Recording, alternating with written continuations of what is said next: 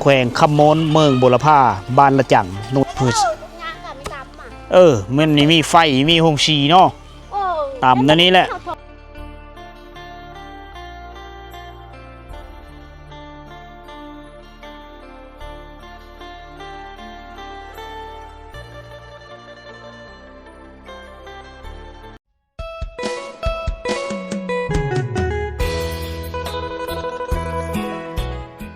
ทักทายสบายดีพ่อแม่พี่น้องสบายดี FC ทุกท่านที่กำลังติดตามนะครับส้มเด้อวันนี้ค่อยกำลังเดินทางไปหมู่บ้านชนบทของเมืองบุรพาแขวงคำมนเลย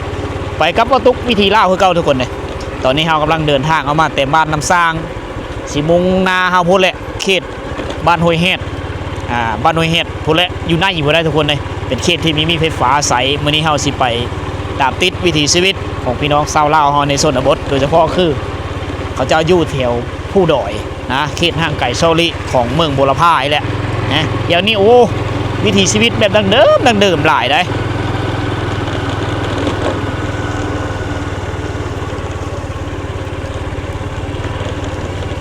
อันนี้คือเส้นทางปลายฝนต้นหนาวทุกคนนะเส้นทางเลยกับบางบ่อนก็มีขี้ตมบางบ่อนก็แห้งแต่เวลาเขาขับรถนี่รู้สึกว่ามันกำลังเริ่มหนาวเย็นละบางบ่อนกับฝนไม่ได้ตกบางบ่อนกับฝนยังตกอยู่แต่ว่าถ้าเข้าไปฮอดบ้านห้วยเฮ็ดฝนน่าจะตกนะแถวนี้ป่าไม้อุดมสมบูรณ์ดีแถวนี้รู้แล้วแต่เป็นป่าเข็มนะครับนั่งเล่าแถวนี้เหมาะสำหรับการเอาไปเฮ็ดอาหารทุกคนเลยส่วนใหญ่เป็นโซนเป็นต้นเขาเจ้าได้แถวนี้ได้เป็นป่าที่ว่าเขาเจ้าทับป่าทำการผลิตนะเขตนี้เจ้าเฮ็ดไฮเฮ็ดสวนด้วยพี่เลยสายลมแห้งเหมือนนี่เราตกไปก้อนแล้วเราขี่วิบากไป พอขี่เว็บตามเคยมานี่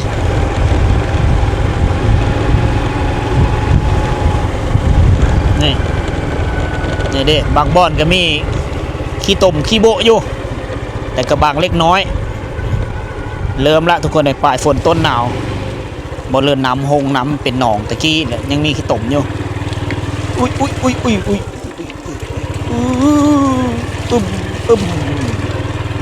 แต่ก็มีเป็นอุปสรรคไปเลยดอกสุเฮามักลุยไปแล้วเดินทางย่ำแรงๆเหมือนนี้ทุกคนเลยไปแต่ละหมู่บ้านที่อยู่เขตห่างไก่โซลิที่อยู่บ้านป่าคาดอยบ่เลยผู้คนน้อยไปมีฮอดสุเฮาไปเฮ้มันฮอด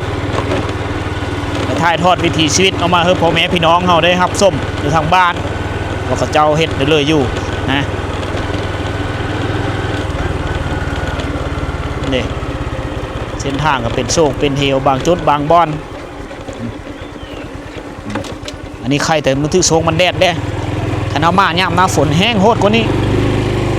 บ้านนี้ก็มีไฟฟ้าใสกันเด้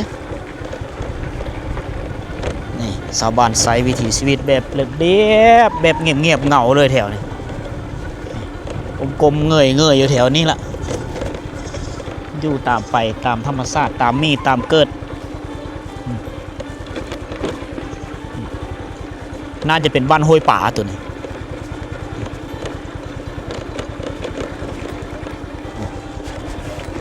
เขาเจ้ากำลังเริ่มหุดเข้าไหนั่นฤดูกาลนี่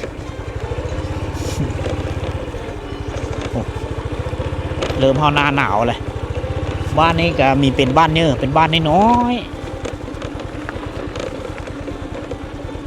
มีคนอยู่บ่หลังบ้านนี้มีทงหน้าเนาะ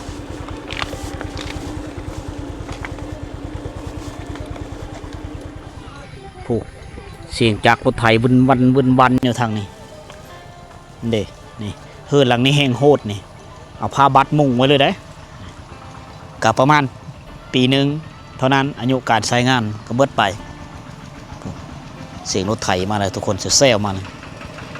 มาตะไคร้ตะสูดแล้วนี่พูดมาตะไคร้บ่มาตะไคร้เนาะโอ้หูดเข้าแก้เข้ามาเลย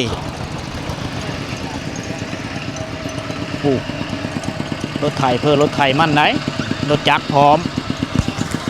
นะอันนี้คือวิถีชีวิตยามแรงๆทุกคนเนี่ย กำลังลูมมาแหละมาแต่หายแต่หน้าไปหูดเข้าเอาให้อย่างเดียวโอ้ซ้อนกันก็รถจักรมาเลยเขาเจ้าน่าจะเป็นบ้านผู้และแคมบางกะตอนะต่อหน้าไปนี่จะฮอดบางกะตอเด้อทุกคนนี่มุ่งแป้นหลังนี่ยังมุ่งแป้นอยู่แอมฝ่าไม่เหนี่ฝ่าไม่เตาะเคาะไม่ลืมไม้มาจากป่าจากดงทุกคนเลยเอามาประยุกต์ใช้เป็นเฮิร์นนะก็พออยู่เนี่ยเครื่องลินทุกคนเอากระตุกมาเฮ็ดรถอันนี้รถเนาะคักเนาะรถเนาะเบิ่งมีรถไถเพื่อเชียเอามาหอดหมู่บ้านใดโอ้โหแห้งทุกคนรถไถซื้อมาตะเมืองอันนี้น้ำเขาจะเป็นน้ำลิ้นเขาเจ้าต่อมันตะพูไปได้อัดไว้ถ้าว่าเขาเปิดมันก็ไหลจงอยู่ห่างก็จะมีกกบอนอันนี้จะเป็นคุมโบมอยู่ทางลมเป็นคุมระเบิดอย่าสายแล้วมาสายอยู่นี่บางคนก็มาอาบอยู่นี่มีระบบปิดเปิดถ้าปิดอยู่พี่มันจะแห้งอยู่เฮิรนอยู่บนอื่นนี่เพราะว่าเขาเจ้าตั้งไว้จาก2-3 จุดยังมีเฮิรนบูฮานดังเดิมหลายอยู่แถวนี้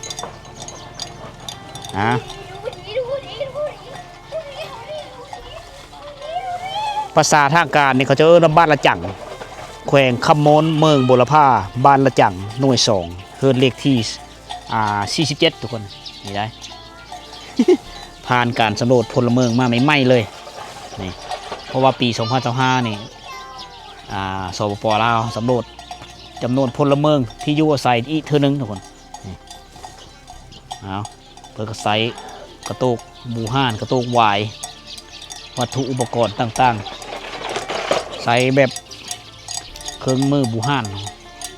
เป็นคุโยมเป็นกระตุกโยม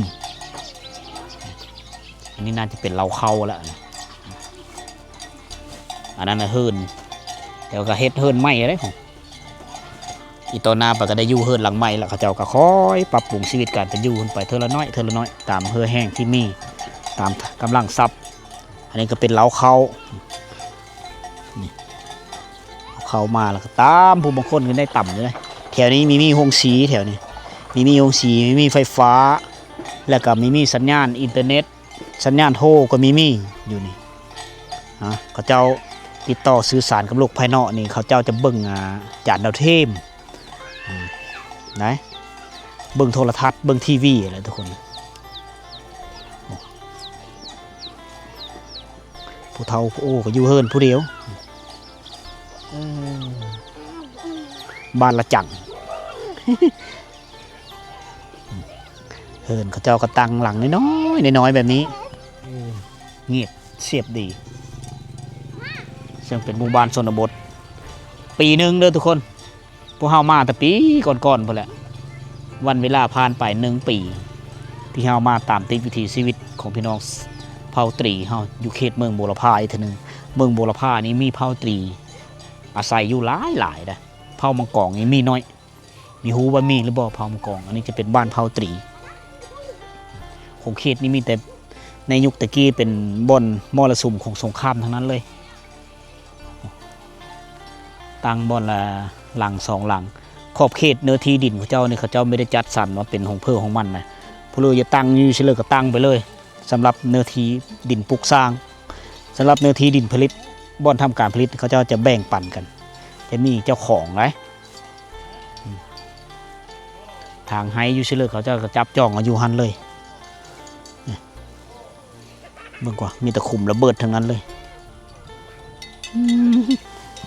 เฮิรนนี่อันเฮิรนน้อยๆนี่หลายหลังขนาดเลยเขาเจ้าสร้างครอบครัวไปแล้วครูผู้มีแต่งงานใหม่ก็ย้ายเอาไปเลยได้ย้ายจากพ่อจากแม่ก็เฮ็ดให้เอง2ผู้มีพากันเฮ็ดให้ปลูกข้าวเพื่อเอาชีวิตรอดเพื่อพัฒนาครอบครัวกุมอยู่กุมกินเอาตัวรอดเพิ่มมั่นนะว่าแล้วก็ได้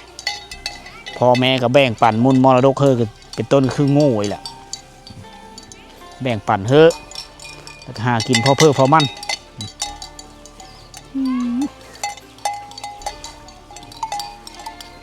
เห็ดเมืองโบราพานี่ยังหลายโอ้มันเคยกินเกลือได้นี่หูงูกินเกลือนี่แต่ก็ตุ้ยพี่ดีงูนี่ราคากระสูงเหือนเป็นก็มีหลายเหือนเป็นก็มัน6 หลัง 7 หลังประมาณบ้านนี้ก็ประมาณ20 ปลายราคานะนะในเมื่อก่อนนะการขายน้ำมันเขาเจ้าขายอยู่นี่แต่เขาอันนี้คือปั๊มน้ำมันปอมที่เขาตั้งน้ำมันเสื้อนี่เด็กขายเบขายไปเลยก็ตามเอามาไว้อยู่นี่แล้วเสื้อก็แจไว้ไหนมีเพลยจะซื้อมาเอิญมาปลุกเอิญซื้อย่ำค่ำคืนเขาก็มาขายเฮ้น้ำมันก็ไว้อยู่นี่แต่เขาเป็นปั๊มอิ่ว โอ้เห็ดเหลาใหม่เหลาเขาคักนะเด็กเลยไม้เลยเตาะมาเลยเต็มกองตารางเช็ดเฮินใหม่แล้วเขาเจ้ากันเพื่อจะได้ไม้มาเนี่ยก็พอแห้งหลายปีทุกคนคอยถอนโฮมไปเธอเล็กเธอละน้อยเอามาแต่ป่าตะดงเพื่อจะได้ปลุกเฮินขึ้นมาเป็นเฮินที่ถาวรโอ้ใช้เวลาหลายปีแต่ครับเขาเจ้าก็อยู่แบบปฐมประทานแบบนี้ก่อนอยู่ตามความจำเป็นหลังนี้คือกันจังซีได้เขาเจ้าอยู่ดังไฟอยู่หันเลยหลังนี้นี่ดังไฟอยู่นี่อยู่เกยน้อยนี่แล้วก็นอนอยู่หันไหน เราเข้าอยู่หันอันนี้จะเป็นเส้นทางที่ไปไฮไปโซนเขาอันนี้แหละมุงนาพุ่นเต็มไปด้วยไฮเขาเจ้าแล้วเพราะว่าเขาเจ้าทางไฮนี่แต่ละปีจะไม่ได้อยู่บนเก้า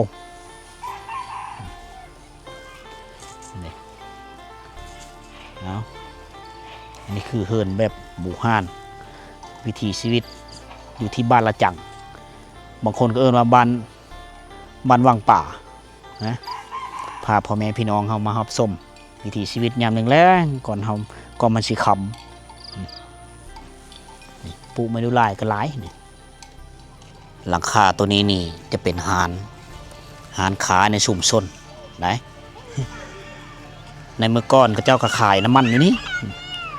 ขายน้ำมันขายเหล้าขายเบร์ขายขนมอยู่นี่เวลาก็ค่ำคืนมาแล้วเสื้อกระเจไว้แล้วหื้นนอนแต่ตกมาฮอดนุกมือนี่ก็ไปซื้อเอาเคืองมาขายจากเมืองวิลาบุรีบางคนก็เอารถไถไปแก้วบางคนก็เอารถจักรไปแก้วตามความสะดวกของเจ้ามาแล้วก็ขายอยู่นี่แหละพอได้แก้ไขแล้วผู้ไปผู้มาก็พอได้ซื้อแต่ว่าไฟเขาเจ้านี่เขาเจ้าเอาแผ่นแสงตะเวนมาซากเสื้อหม้อไฟใหญ่หม้อไฟ12 โวลต์ก็สามารถไต่ในหลายคืนในช่วงมันแดดมันก็ได้สายได้อยู่หลายมือเมื่อฝนตกคึ้มฝนตกต่อเนื่องก็คือมืดแหละทุกคนแผ่นโซลาร์เซลล์มันก็มีกลุ่มไปเลยเป็นหมู่บ้านที่ตั้งอยู่กลางหุบเขานะ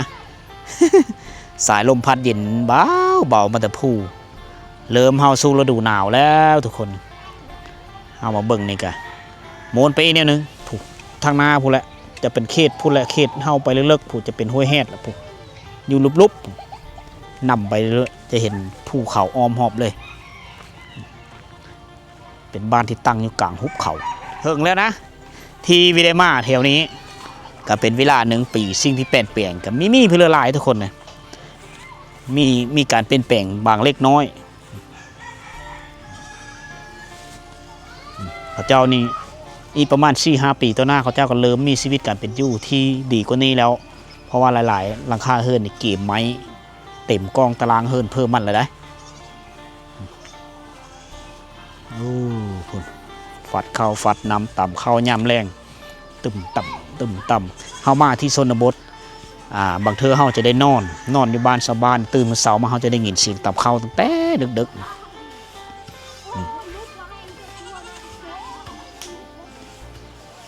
เอาตะเบิ้ลกล้อแล้วปบแล้วตะเบิ้ลก็กล้อแล้วปบแล้วกระมุนบอกกี่โอ้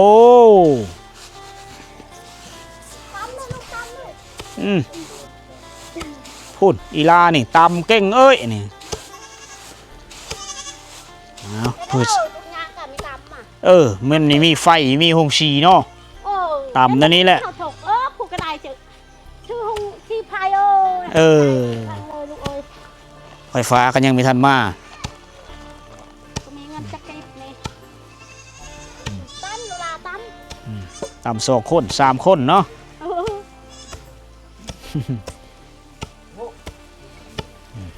เสียอันนี้แหละบ้านเฮา4 ปี50 ปีคือหลังก็แนวนี้แหละบ้านเฮาตะกี้ก็ได้โซลายมีแต่ผู้หญิงต่ำเข้าเนาะผู้ชายมีได้ต่ำน้ำชายร้องเขากินชื่อเขากินซื้อเนาะผู้หญิงนี่เฮ็ดเวนักเฮ็ดเวหลายได้เงินได้คำว้าวล่ะเอาเจ้าหลานน้อยเนาะหลานน้อยก็แม่ยาทำข้าวสวยย่าบ่แม่แหละแม่ลูกเจ้านี่ลูกหลาบ่นี่โอ้ยังได้ลูกน้อยอยู่เจ้าก่อนเนาะได้ลูกน้อยคนลูกนั้น4 คนโอ้4 คนมีลูกกัน4 คนตั้มหรือว่าจะคำโอ้ลูกนี่อยากใหญ่กว่าแม่เนาะใหญ่สูงกว่าแม่เนาะผู้ไปกินนี่ก็แม่นบ่ลูกเจ้าโอ้กระมูดแล้วผู้นั้นไปแล้วผู้สาวผู้นั่นนะบ่ผู้ตุ้ยน้อยนะบ่ตุ้ยเตี้ยกระมูดเนาะกระมูดเราอายไปแล้วปุ๊บแล้วตามเข้านะแม่นี่เลยเนาะอายปุ๊บแล้วเฮือนนี่แม่หลังใดหลังนั้นบ่พุ่นเฮือนแม่อยู่ลุมพุ่นอยู่ลุมพุ่นเนาะเฮือนเราอยู่ลุมไปไต่เฮือนไปเถามาต่ำอยู่พี่มีองเห็นบานนี่เนาะนี่แหละพูดอยู่ลุมพูดองเห็นครูมาสอนใหม่รู้จักกันอยู่สอนเพชร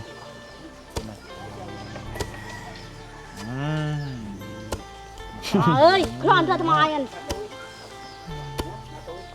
พูดบรรดาผู้ชายก็เจ้าก็ซุ่มกันอยู่ทึ่งหมดเลยหนังแอนกันหัวเข้าแล้วล่ะเนี่ยย่างเนาะจูจะชอดแล้วนี่มาแต่หูดเข้าหายแล้วมาต่ำเข้าต้องได้มาแต่เว้นแล้วเนาะเพื่อต่ำเข้าเนาะมาคำอะไรก็บ่ได้โอ้ยนี่เก่งเนาะจักปีแล้วหลานนี่ลูกนี่ตะดังเจ๊มันเกิดต้นงัวเขาคอกป่ะเกิดปีทางหายอยู่พูดอยู่โฮยนั่นเกิดปีทางหายอยู่พูดป่ะมาแห้งอีกแล้วเนาะก็เลยไม่ได้จื้อวันเดือนปีเกิดของลูกแล้วนะแต่ละคนไม่จื้อเลยเนาะมาแต่เลยพูอ๋ออย่าว่ามาแต่ทางหายแหงงวยติยาเป็นกี่อย่างมุติกล้องเลี้ยวกำลังไปทางหน้ากำลังสิไปทางหน้าเขาเฮียนปอใดแล้วนะห้องเจ้ามาเรียนป.5มาตะดังโอ้อาจารย์อาโจรเปลี่ยนอาจารย์มาสอนเนาะได้บ่ได้ก็หึ่นหำมาแล้วเปลี่ยนมาใหม่บ่เปลี่ยนมาใหม่อาจารย์เปลี่ยนอาจารย์สอนเนาะนั่นกระจายกันท่องแม่ไหนกันท่องสอนท่องเธอเมื่อวัดป.5ตรังเลยเขียนชื่อเปลี่ยนบ่นางยังรังเลยกันเจ้าระมืออันไหนที่นางขันห้นางขันห้เนาะบุเมนขันเป็ดเนาะอายุก็ประมาณ10ฮอดระบบ10 ปีจิตกระมอนะเอ้ยถ่ายแคลมาแล้วถ่ายแคลมาแล้วเนาะ6 ปีก็ถ่ายแคลกระแนงเนี่ยตะปอดกระมอจะถ่ายเลยบางทีได้ฮอดแล้ว10 ปีประมาณ8หรือ10บอกคือสำนางอันพัวถ่ายคันว่าไล่ตามเกณฑ์อายุของเฮาหงเฮนนี้ป.5มันตกอยู่อายุ10 ปีคันว่าข้อมูลนั้นวันเดือนไปเกิดละเอียดได้ประมาณนั้นคันว่าแม่เพิ่นบ่ฮู้มันเกิดต้นงัวเขาคอกกับบ่ฮู้เก่าแล้วซาดเลยประมาณเอาจังสีได้ซักเข้าเป็นบ่อุ้มโดยเป็นเนาะเป็นเลย ผู้เอ้ยประปบแล้ว นางขันห้านั่นนี่เนาะเอื้อยได้ซะซื้อหยังเอื้อยนั่น นางตาน าง นางดาขันห้า ขันห้าลูกสาวล่าเนาะนี่เนาะ ระย้อย ระย้อย ลูกสาวลาเขาเอิ้นระย้อยเลย ระย้อยเนาะตามท่าอีกทางนี้เนาะ แม่ฟัดลูกสาวตำท่าบาดนี่แห้งเลย ปักโอ้ครับเอ้ยนั่นน่ะ บ้านละจังเมืองบุรพาแขวงขโมน ละจังห้วยป่าละจัง บ้านห้วยป่ากับบ้านนี้เนาะ บ้านละจังบ้าน ละจังมันพุ่นคุ้มพุ่นเนาะ อ๋ออันนี้ห้วยป่า บ้านห้วยป่าเนี่ยขึ้นกับอันนั้นบ่คุ้มละจังบ่ บ้านละจังเดียว ห้วยป่าละจังเนี่ย เป็นบ้านเดียวเลย บ้านนั้น สอง เดียวกันเลย สองบ้านโฮมกันเป็นบ้านเดียว แต่ก่อนมีปลาหลายบ่ มันมีปลาอะไรเขาจะเอิ้นไปดิ บ่แต่ว่าแต่ก่อนปลาหลายเลยเอิ้นห้วยป่าเนี่ย มันมีปลานะ บ่มีเนาะเอิ้นไปซื้อ เขาว่าไปซื้อให้นะ ม่วนเลยเอิ้นไปเนาะ ซื้อบ้านไผ่บ้านมันเท่านั้น ๆโอ้ตื่มสกันเลยเอาเฮ็ดบาดพูนจะค้นกินข้าวนี่ ชินะประดงพลเมือง ไม่ต้องอะไรป้าไม่ต้อง บ้า อยู่พี35 6 คน 7 คนเอ้ย 7 คนพูนน่ะ อืม ลูกสาวจะคนผู้เดียวสองอันนี้ ลูกเช้าอ่ะ อืม ลูกเช้า3 คน ได้ผู้แล้วจะคน ไปผัวแล้วนึง เมื่อเฮินผู้แล้วเนาะ มือเฮือนผัวแล้วบ่ ได้กระมั่นแล้วบ่แม่เบิ้นกระมั่นแล้วบ่ เอ้าบ่บังกันคอย อ๋อหากได้ลูกเขยยังบ่ได้ลูกไผ เคยมานำ อันนี้ลูกชายเขาเอานะ อืมลูกชายยังน้อยอยู่ น้อยอ่ะ พอแห้งแล้วเนาะเพื่อจะได้ลูกไผมาต่ำเข้าเฮ้ยนี่ ไอ้มือใครจะตำเขาว่ามันจะตำแล้วอ่ะ นั่น แล้ว นี่ ชาติแม่ยาฟาดคือเก่า เออ เอาบ่เป็นตามเนาะ เขาว่ามันตำให้ได้ เขาเอาตะดังต่ำมันม้อมเลยเนาะ เขาก็ได้ราคาเขาไม่ได้จะให้ปั๊บ อ่าเอาจังซี่ได้ จอกไม่สุกไม่ดีเลยอ่ะ เจาะซื้อเนาะเจาะซื้อแล้วมันเหี่ย ใส่หลาย สลายมัน เสื้อ เหี่ย ลาย เนาะ ต่ำพร้อมแล้วก็ต้อมเฮามานำ ให้จักควมเนาะ ซอยแม่นี่เนาะผู้นี้เนาะลูกสาวลานี่ ขันห้านี่เนาะ ขัน5ขัน6ได้อีกผู้หนึงก็ขัน6บาทนี่ เท่าแล้วพอแล้วเนาะ แล้ว สุดแล้วเนาะ อืม อันใดเอาอีกบ่ โอ้ย อายุอีแม่นี่จักปีแล้วอายุอีแม่นี่ คุยเยอะยาว40เยอะเออ40 40 เออ โอ้กว่าเลยครับเบิ่งยันกว่า40 50เลยเนาะ คนน้อยคนน้อย น้อยแน่น น้อยแน่นเด้อายุคือสิหลายอยู่มาแต่ให้ตามเข้าเนาะ เออ อื่นไปอีก ไปอีก นู่น อองมาบ่ ฮะ อองมาบ่แต่ให้นี่ เออ เหี่ยมันเลยอีนางมันติดกับอันนั้นเจ้านั่น สะมัน ติดกับซากมัน สะมันเป็นหูเป็นเตะสะมันแตะ ออกมาเลย อ่า อาการรีที่ฮะโดยช่วยไป เออแม่นนี่ แม่น ตามเลยตามอัน จะได้ เอา ยังก็กิน เอ็ดเด้อเลยนี่บ่อนหนังเล่นอ๋อคักเนาะอยู่หั่นกับป่ายชาญโลดบ่อนหนังเล่นที่นี่เดินแจ้งหนังคักเนาะแล้วก็มุ่งอีบ่นี่บ่ได้มุ่งเลยเนาะส้มเดินส้มดาวโลดเนาะคักเอ้ย มันมีมันได้ก่อนมันยังมุ่งแล้ว มันได้กันก่อน เฮ็ดบ่อนหนังเล่นมาแต่ให้แต่โซนเมิดแล้วก็หนังเล่นแอ่นกัน อันการการเราเจ้าค่อย ปู้ยังเอาเบอร์ตองกระแรงอยู่เนาะเบอร์ตองกระแรงบ่นั่นน่ะ ดูก็ได้ทั้งฝ่ายได้ สูบยาแบบบูฮานเลย เล่นได้รีดต้นหักกับต้นหักกับ ยากับปู้เอง เอง อ๋อคัก ตะเว้น